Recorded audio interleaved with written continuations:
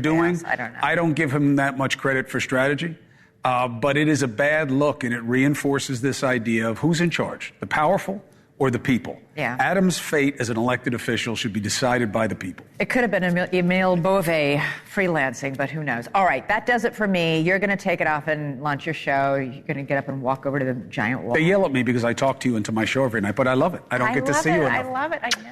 Good So, to see you. Have a great show tonight. They can yell at me, but not with you here. Nobody messes with me when Vargas is here. I love it. Don't even think about it. All right, up to you. Go. Bye. My turn.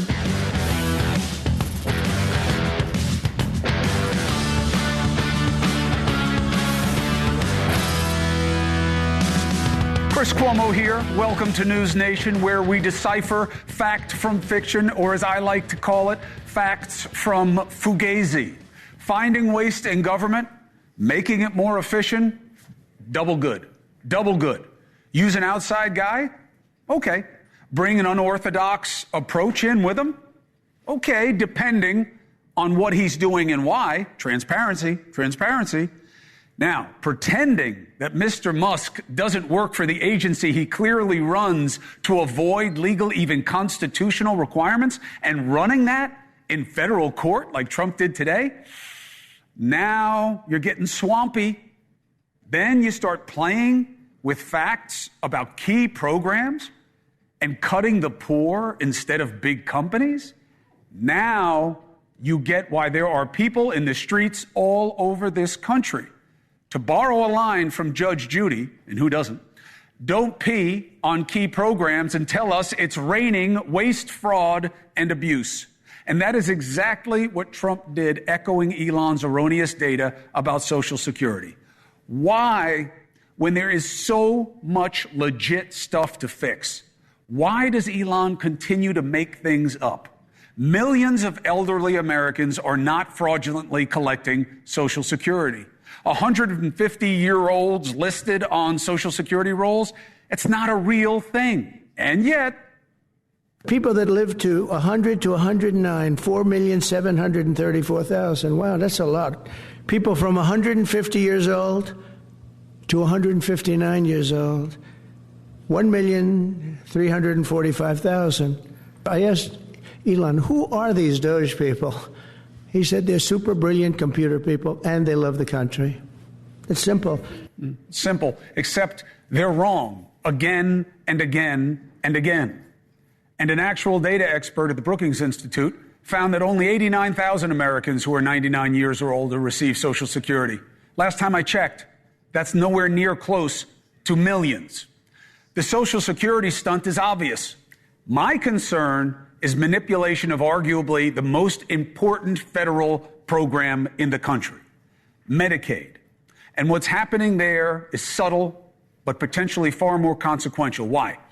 Medicaid is a top expense for America, no question. But again, I argue to you, the most important program in the federal government. Why? 1 in 5 people receive benefits. Over 80 million people. Mostly who? Poor, women, kids, elderly. For what? Health care. Since its inception in 1965, the numbers have grown because the need has grown, and the state's ability to handle that need has shrunk. Remember, it's a cost-sharing thing, right? It's supposed to be 20 for the Fed, 80 for the states when it was first sold. Now, most of the states need more than half or 2/3 of the money given by the Fed. So they need more and more money from the federal government to help. Okay? That's the deal with Medicaid. The idea that it's just the federal government doling it out. The states need it. And Trump knows this. And the president said he would protect it. But does his party have other ideas? Yes, argues Democratic member of Congress Jake Auchincloss right here last night. Listen. Doge is a magic trick. And the key to all magic tricks is misdirection. Keep the audience's eyes on one thing while you work your real will somewhere else. Elon Musk is talking nonsense and he's causing chaos and he's distracting Americans because what's actually coming down the pike is $1 trillion of Medicaid cuts that congressional Republicans are going to walk off the gangplank and vote for this month. And for the life of me, I don't understand why. Well, look, a couple of points of pushback. One, it's not $1 trillion. What they're asking for is 800 or so billion. I'll get into it. And second, look, I don't think that just because one aspect of what Musk does or what Doge does is offensive means that the entire effort is. Finding waste, fraud, and abuse is very saleable to the American people, and for good reason, okay? But again, where you do it and what you do and why matters. And again, Medicaid. There is no other need as universal as what this program provides. Look, these are the statistics. Check them for yourself. In the United States, guess how many people live in poverty, or what we now call food insecurity? 1 in 10, 1 in 6 kids. This problem is purple, okay? Red states see the worst of it, in fact. Speaker Johnson, you know his home state, Louisiana, right? The child poverty rate is one of the highest in the country, 1 in 4. Nearly half of all residents in his state are enrolled in Medicaid. What's he going to tell them? Nearly half of his state's budget in 2023 was spent on health care services. What's he going to tell it? Nationally, Medicaid provides coverage to over 20% of us. Like I told you, 80 plus million people. Nearly 4 in 10 kids. 8 in 10 kids who live in poverty need Medicaid to get what they need. Medicaid covers more than 4 in 10 births in this country. Now, right now, you should be saying, holy cow, what is wrong with us? How do we have this kind of need in this country? That's a really big conversation. Nobody wants to have it. That's why we have the culture wars. That's why we have all these distractions. This program is essential to so many, including those who we want to help the most and who have the least ability to do it themselves, the poor, the young, the elderly, the sick. 5 out of 8 nursing home residents are being paid for by Medicaid. Medicaid represents 1 of every $5 spent on health care and at hospitals. Why am I dumping all these stats in your head? Because what it does is overwhelming. Now, the GOP party line is what? Okay, yeah, the need is great, but there's a lot of waste.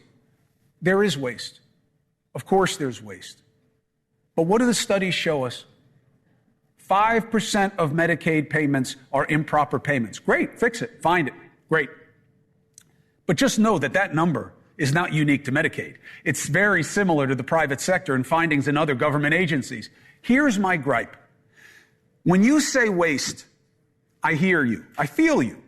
But when you say waste and you really mean creating work requirements for Medicaid, now that to me is a way of just saying that the poor are lazy. Now, why do I say that?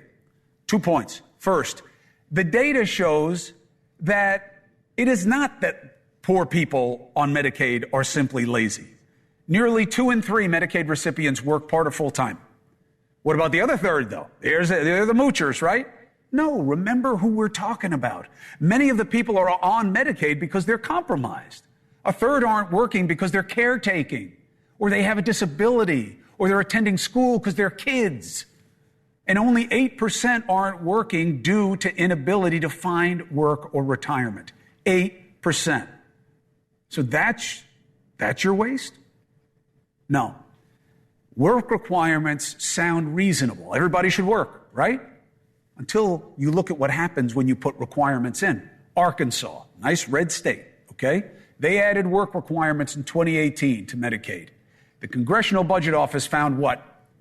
Neither employment nor the numbers of hours worked increased. But what did increase? The number of people who lost coverage. Why? The requirements disqualified them. And when red states decided to show fiscal austerity and refuse expansion of Medicaid during the ACA, guess what happened? The states suffered. And a couple of them had voters promote referenda items to expand benefits. So the GOP is arguing, look, we need $880 billion in savings. Okay, for what? I'll tell you in a second. But from what is my first concern? Why do you start with the poor? What happened to the Christian ethic in this country of who you're supposed to help most, the least among us? Did you know that the United States spends more on defense than it does on Medicaid after all I just told you about poverty and need in this country? Did you know that the U.S. spends double on defense? defense spending times 2 is what Russia and China do combined. Russia plus China times 2 equals us. And yet the people who said the Pentagon would be on the table for cuts now want to take all those same cuts for Medicaid and increase defense spending by $100 billion. You got to be kidding me. Remember, they say they need $880 billion. They won't take it from defense. What do they need it for? To relieve the debt or the deficit? No. To pay for extending Trump's tax cuts, where the top 5% of income earners, like me, receive 45% of the benefits. Look, this is a political argument, okay? You are choosing the wealthy and corporate contractors over your poorest constituents. Are you okay with that? I know Republican members of Congress in those red states that are hurting and need Medicaid said they would not vote for this. How is it making anything great? It's more like the people who need the most are getting the least again. So let's discuss the reality of this and what people disagree with me about in terms of what they think is going to happen and why. Lawmakers on both sides. Nobody does this except for NewsNation the way we do it. And I am very grateful to have the opportunity to present people to you from both sides willing to come on together. Washington member of Congress, Democrat Adam Smith. Good to see you, pal. Georgia Republican member of Congress, Dr. Rich McCormick. Great to see you, Rich. First, Doc, let me start with you. And the idea of Medicaid cuts, work requirements, and leaving defense spending alone. Are you okay with that? If you look at where we're going to find our savings, it's got to be from several places. And by the way, you know, it's funny, I was talking to Mr. Smith and other people about Social Security, which is another huge spending item, right? And something we can bipartisanly get done to push off the catastrophe that's waiting for us in about 7 years with an automatic 21% cut. If you look at Medicare, it's an 11% automatic cut with no vote on it. If we don't do something to save that budget process for Medicare. When you talk about Medicaid, which is supposed to be paid for by the states originally, now which we've taken over a lion's share of the spending. And by the way, I want to correct you a little bit on your stats. We spend about 12% of our budget on Medicaid, about 15% on military, but that's not counting what states spend on Medicaid. So there's a little bit of adjustment on the numbers, I think. Just to be fair, you're very, very well-researched. You know your stuff. I respect you. You know that. But when it comes to spending overall, we are $36 trillion in debt. Mm-hmm. If we didn't have a government and we didn't have $1 trillion in deficit interest payments per year, it would take us over 6 years to pay it off. Yeah. That's impossible. We cannot do this anymore, or we're going to have a higher interest rate next year, and then we're going to add another $9 trillion on top of the regular inflationary costs to debt, and we're eventually going to lose our currency standard in the United States. So you tell me where we're going to find the savings. I mean, everybody says they have a great program that needs to be paid for. There is hundreds of billions of dollars of Medicaid for waste, fraud, and abuse, in my opinion. We could get rid of a lot of waste, fraud, and abuse just by AI and the way we streamline the administration process, which is about 25% of every dollar spent on healthcare, which is a $5 trillion industry per year. We have to be more innovative. We have to be more original, and we have to find where we can cut these, whether it be in Medicaid, Medicare, Social Security, whatever it is. Yeah, but that's 75% of our budget right there. Doc, if we don't do something, we're in trouble. I get you. There's no question about it. Congressman Smith, what I'm saying, though, is you pick your priorities. I don't like hearing that they don't want to touch defense spending. They want to add $100 billion to it, but you're going to go after the most vulnerable in society. That's the part I think is upside down, and I think a lot of Republicans will feel that way.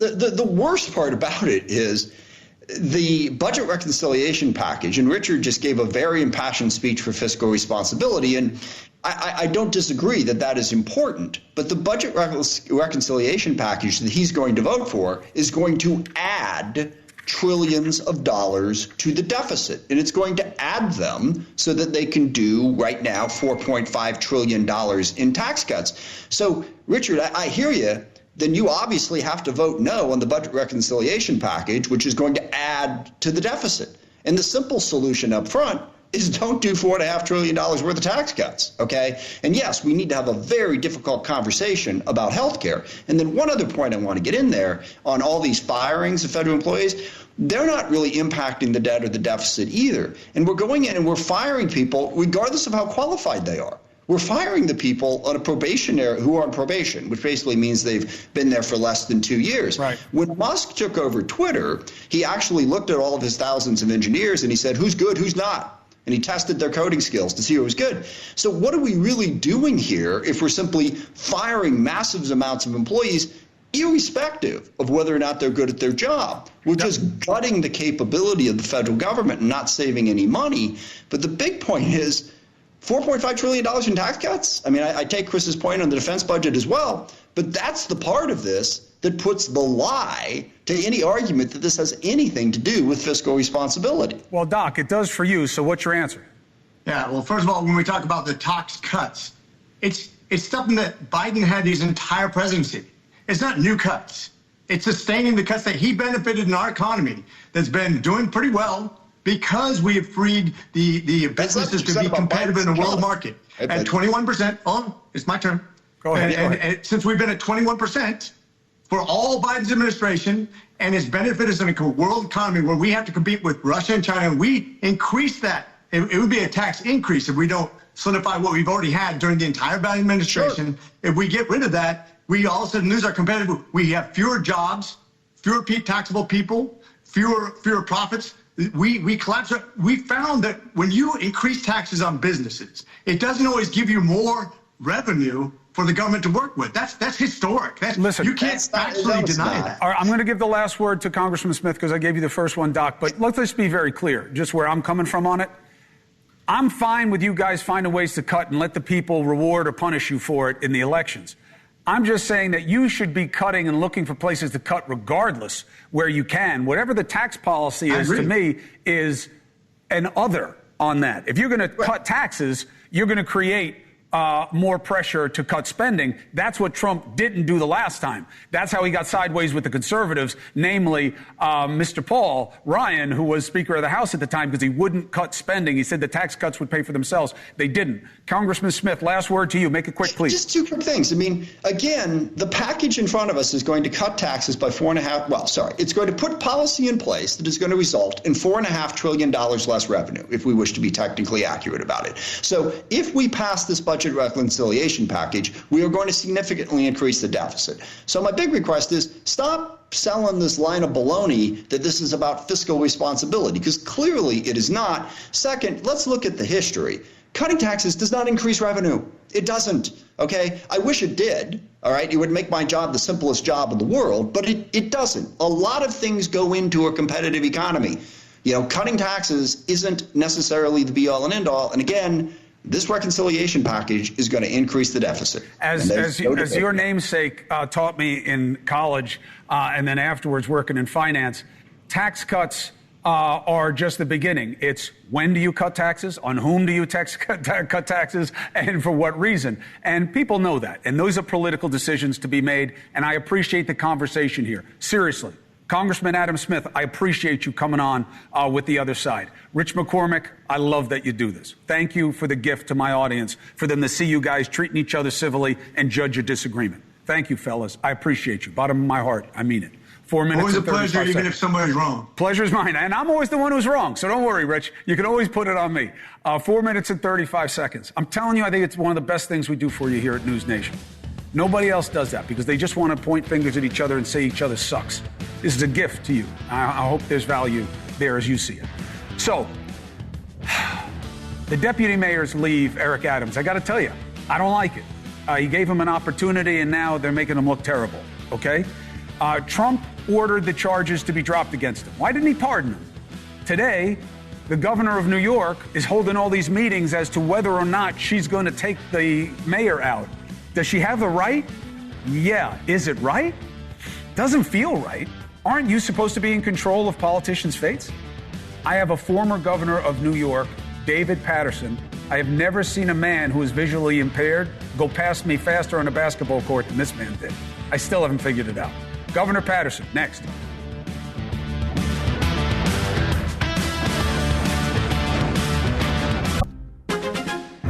Fox News runs an ad that ends like this. For all America. Sound familiar? Of course it does. They took it from NewsNation. Why are none of the main players at Fox in the ad?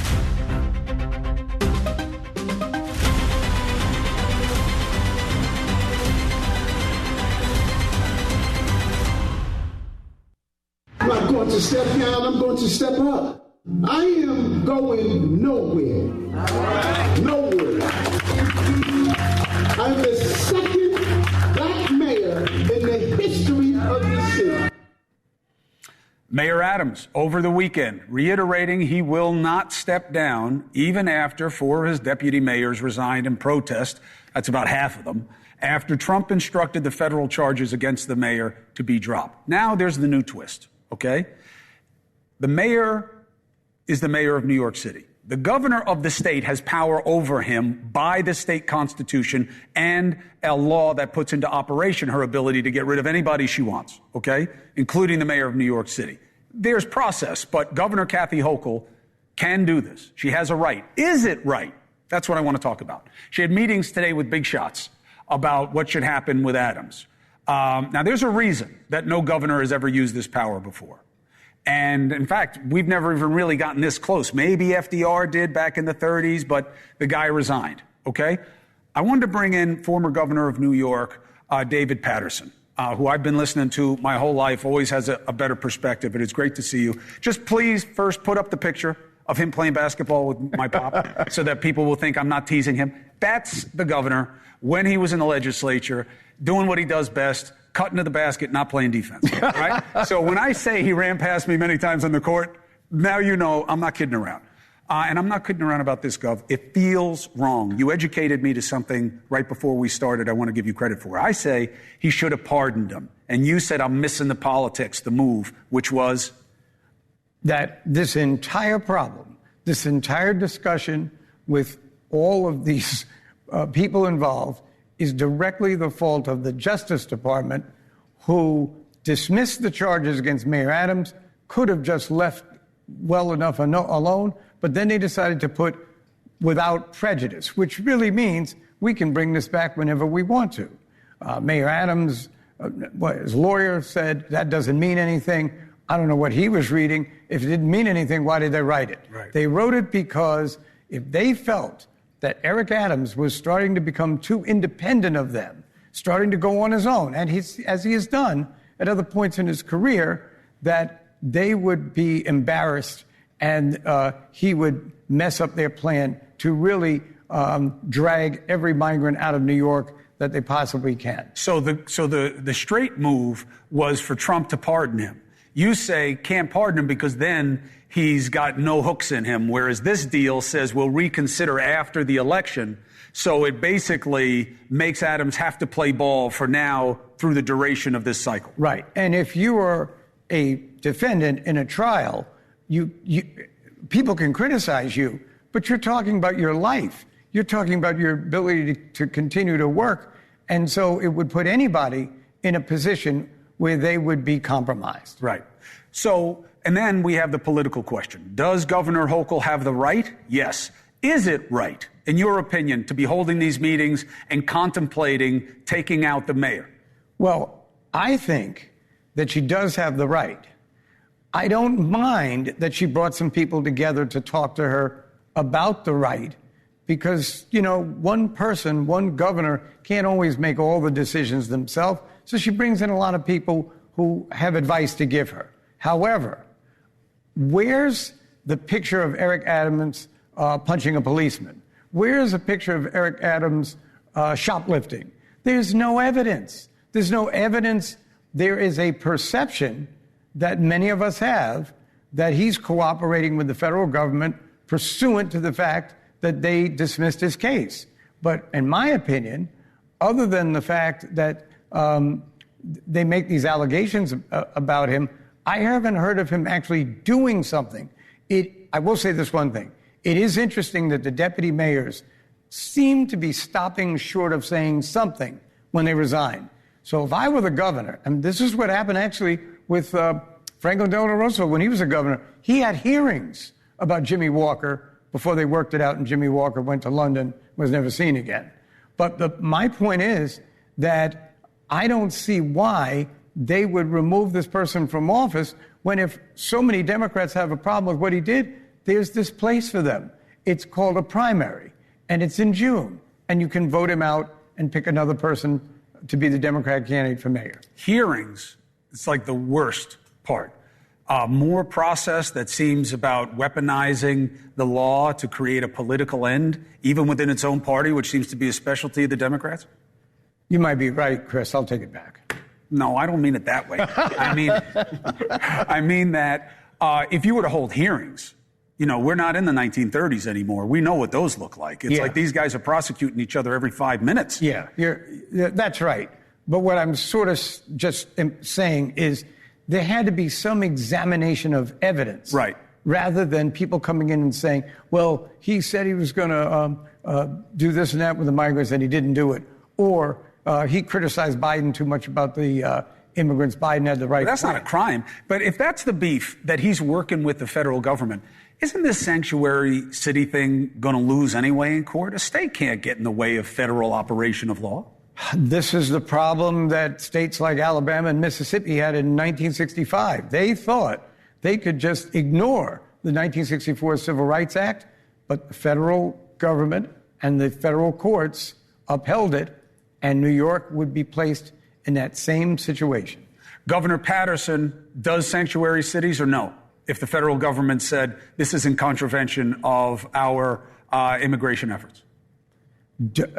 Sanctuary city would be seen that way based on how the courts are ruling now. It would be a violation. Governor Patterson would be doing the same thing Governor Hochul is and kind of at least giving a nod towards deciding this mayor's fate? Or would you say no, let the people decide? I think I would have given everyone that had something to say a chance to come in, or a few people that would echo what Governor Hochul has been hearing the past week or week and a half. I'd hear them out. But if I didn't hear something that was clear and convincing, I would let Mayor Adams go ahead, run in the primary, and let the best candidate win. Al Sharpton was one of the meetings. Why? I think they felt that they didn't want this to be necessarily an assault on the black community. If you had some members of the black community there, and you still wanted to remove Mayor Adams, I don't think it would be taken as an affront. If there was no one there that appeared to be representing the whole community, there might have been a little controversy. What a mess. In the meantime, everything in the city, at least optically, is going in the wrong direction. But Governor Patterson, thank you for setting me straight. Thank you for the perspective as always. I know I pulled you out of dinner, and I know you're going to hold me to it that I owe you a dinner now. I'm very happy. So is my wife, Mary. It's good to have you here, Gov. Take care. All right, 4 minutes and 30 seconds. I appreciate the governor coming in. Secretary of State Rubio met with Russia's foreign minister in Saudi Arabia to begin negotiating an end to the war with Ukraine. One problem, no Ukraine. Why? Well, because Ukraine doesn't matter. And I heard from the President of the United States, they started the war. Are things getting better or worse? Next.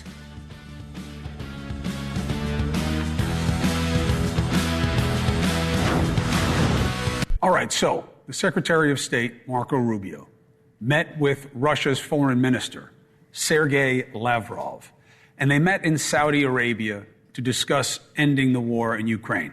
Now, there's some noise about them meeting in Saudi Arabia and Saudi Arabia having its own problems. It's irrelevant for the analysis of this particular conflict, okay? Put how you feel about Saudi Arabia aside. They're irrelevant. They're just a forum. They're just neutral ground. The one group not at the table, though, is kind of the elephant in the room. No Ukraine. Zelensky claims he didn't even know about the meeting, much less get an invitation. And now we get a reason for why that may be the case after what our president said about this at a press conference today. Today I heard, we weren't invited. Well, you've been there for 3 years. You should have ended it 3 years. You should have never started it. You could have made a deal. I could have made a deal for Ukraine that would have given them almost all of the land, everything, almost all of the land, and no people would have been killed, and no city would have been demolished, and not one dome would have been knocked down. Look, forget about whether or not what the president is saying bears any semblance to the truth. How can you accuse Ukraine of starting this war and expect to have any leverage with Russia? Joining me now is former U.S. Ambassador to Ukraine under Clinton, Stephen Pfeiffer. Thank you, sir. Appreciate it. Am I getting this wrong, or did we just hear something that we've never heard before from a U.S. president? And what does it mean in this dynamic? We just heard something totally bizarre. On February 24, 2022, the Russians launched a large-scale multi-vector attack on Ukraine. Ukraine did not want this war. Ukraine did not start this war. Ukrainians are suffering because of the war. And we have this bizarre situation where the administration is moving way too fast and way too far with Russia. Look at the past week. It's been a very good week for Moscow. First of all, Secretary of Defense Hegseth says that Ukraine can't get all of its territory back and can't join NATO. Those are two concessions to Russia before the negotiations even begin. President Trump then secondly breaks from Western agreement to basically avoid meeting with Putin and says he'll meet with Putin. And then President Trump says he wants to take the G7, bring Russia back in to make the G8. That's three big concessions to Russian interests. And as far as I can see, the United States did not get a single thing in return. That's not the way to negotiate with Moscow. Well, all right, so here's the counter. Yes, Trump said it on purpose because he wants to butter up Russia to get them to make a better deal. So he trashes Ukraine, says they started the war, says nice things to Putin because he likes to be complimented. And this is actually giving United States more leverage in the negotiation, crazy like a fox. Not at all. When you make these kinds of concessions to the Russians and to Vladimir Putin, he doesn't become more accommodating. He digs in his heels. It will become more difficult now for the United States to extract concessions on the Russian-Ukraine war from Putin. What Trump should have done before calling Putin is he should have built leverage, and he could have done it by tightening sanctions on Russia. He could have gone to the G7 and said, let's seize the $300 billion in Russian frozen bank assets and turn them into a fund for Ukraine. And then he could have asked Congress for $40 or $50 billion more in assistance for Ukraine. That would have been huge leverage because it would have confronted Putin with the fact that if Putin does not negotiate in a serious way, he's going to face a war that will continue to have higher costs, military, political, and economic for Russia. They're showing B-roll of me and the team in Ukraine. We're entering into that cold season. You know, it's been cold. It's going to get a little bit colder now for them as they head into the spring. And that's when this fighting gets most intense and most costly. So there is a window of opportunity here. Do you believe that this war can be negotiated to an end right now in a way that Ukraine is going to give up territory that it had before this incursion? I think the Trump administration had a chance to possibly broker a negotiation, but there have been so many missteps of the past 6 or 7 days that there's a question. Is it just incompetence? This is not how you negotiate with Moscow, you know, or is there some kind of a devilish plan here basically to throw Ukraine under the bus? It's beginning to become unclear. Mr. Pfeiffer, thank you very much for your perspective. As we learn more, I'll ask you back to help us make sense of it. Thank you very much, sir. Appreciate you. Thank you. All right, 4 minutes and 15 seconds. Coming up, an absolute miracle. I mean, it really was. I don't care what you believe in or not. I mean, when you see a plane hit and then flip over, the idea that everybody walks away, yes, some people are injured, some were critically injured, but they all, you know, metaphorically walked away, meaning they survived. How? A member of the NTSB, the National Transportation Safety Board, is going to give us an understanding of the reality that maybe you can influence whether or not you survive a crash. I find it hard to believe. But let's see if you can convince me and you. Next. Something about the way we're working just isn't working.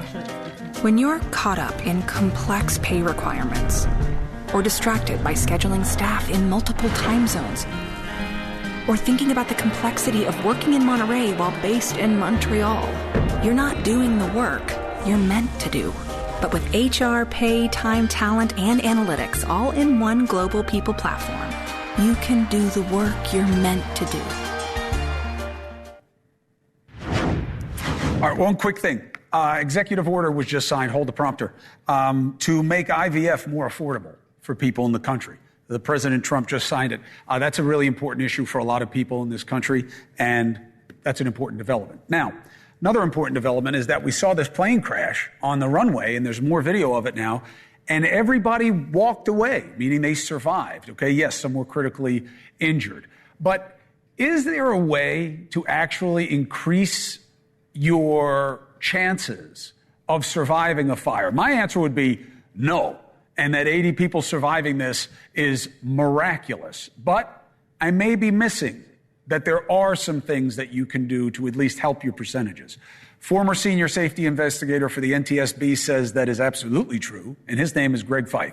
Greg, thank you very much. I'm not doubting you. I'm just doubting that, usually a plane goes down, it's like, forget it. You're just looking for luck. But you say there are certain things you can control based on the circumstances. How so? Absolutely. When you look at it, pilots, flight attendants are all prepared to do their job in the airplane. We have checklists as a pilot running through those checklists. Passengers should do the same thing. They should have a checklist. And those checklist items will help save your life or at least increase your survivability in an accident such as this. So you made a list of things. One, you said clothing matters. You want to wear non-flammable long sleeves, sneakers. That's fair if there's fire in the cockpit. Well, look as a passenger, you don't want to be wearing shorts and a tank top because let's say somebody came from Florida on this, came through Minneapolis and was changing flights. Now they're outside in sub-zero weather. So clothing, cloth, it's about cotton clothing, nothing that will melt. The interesting thing, choosing your seat. This is interesting. What should you do? Well, typically a lot of people will sit in the back because the back of the airplane is the last part of the aircraft to the accident site. But I can give you 1,000 different accidents where the tail actually took the brunt of the impact. The biggest thing is when you select your seat, select it near an exit, count the seats fore and aft so that you know where that exit is because in this case, they were walking on the ceiling. They don't have emergency lights. And if this was dark, you're going to have to use touch to find your way to the closest exit, either ahead of you or behind you. One last thing, those seats are designed to break away. That is break forward. So when you hit that seat, yes, that seat should break forward to absorb the impact, but also it can be used as an escape path in case an exit or an aisle is blocked. You say brace for impact. I saw the movie Fight Club, and they said that everything on that card is just to give you false assurance because it doesn't matter what you do. If you crash, you're done. Chris, brace for impact means that you don't want to be flailing around. You want to minimize your arms flailing, your legs flailing. So the brace is to put your head up against the seat in front of you so that you minimize your movement during the impact sequence. That seat will break forward to absorb that initial impact, that high impact force, to enhance your survivability. Wear your seatbelt. I get it. Stay calm and assess. Calm mind is always best. I like this, though. They tell you to do this, and it's worth repeating. You got to know how to get out. Yes. If it gets smoky fast, it gets dark fast in those situations. And maybe there are lights guiding your way. Maybe there aren't. What do you need to do in any case? Well, go back to the seatbelt. Remember, in your car, you push a button. In an airplane, you pull a flap. High stress, high anxiety. A lot of people have tried to push the button, and the button isn't there. When it comes to the exits, pull the safety card because every airplane is different. On this RJ, that's a plug-type door. On a 737 MAX, the door actually folds out. So you really have to understand how those emergency exit doors work so that you don't get yourself trapped trying to figure it out under high stress, high anxiety, smoke, fire conditions. All right, all this said, how shocked are you that all 80 walked away? I know there's some critically injured. I don't know what their status is right now. If we have to update it, we will. But what are the chances? I'm not shocked, Chris, when it comes to the fact that over evolution, that is accident investigation, the structure of aircraft have been designed for crash survivability. We've seen it. So 20, 30 years ago, if this same accident happened, yes, there would have been more serious injuries and fatalities. But we've learned a lot of lessons. If you remember the 777 at San Francisco when they hit the seawall and that airplane came apart, we only had several fatalities, but they weren't in the aircraft. They were outside the aircraft because they were in a bad place when the fire engines rolled. The fact is that we've created safer aircraft through these lessons learned. And so people should have a lot of confidence, such as this, where the wing came off, it looks really disastrous, but 80 people survived. You know, I don't want what you're saying to be true. I want people to survive. I want to say that this was a miracle. But that's the beautiful thing about having an expert who knows better, Greg, is that I may not feel that way, but I don't know what the hell I'm talking about, and you do. Greg Feith, thank you very much for taking us through how to increase your chances and how to explain what happened here. Thank you very much. Thanks, Chris. We'll be right back. All right, Dusty, what do you got? We're going to start quickly. Ron from Lynbrook, New York. Juan, what's your question? Yeah, listen, I think that Mayor Adams, let them prove him wrong. I mean, he's a man that was the mayor of New York, the second black mayor. Let them prove him wrong so it doesn't become a race issue. Everybody's falling around him, but he's sticking up. Yeah, listen, I mean, that's his prerogative. I don't know what that means, let them prove him wrong. There's not going to be any trial because unless the judge doesn't accept the deal. And I agree with you that the people should decide, not politicians. I'm with you. Next. We're going to go to Lou from New Jersey, Lebanon, New Jersey. Lou, what's your question? Hey, Chris, drones. I got tons of drones. Since January, we've had them, even with that delay that the FAA put them on, whatever, they're still flying around.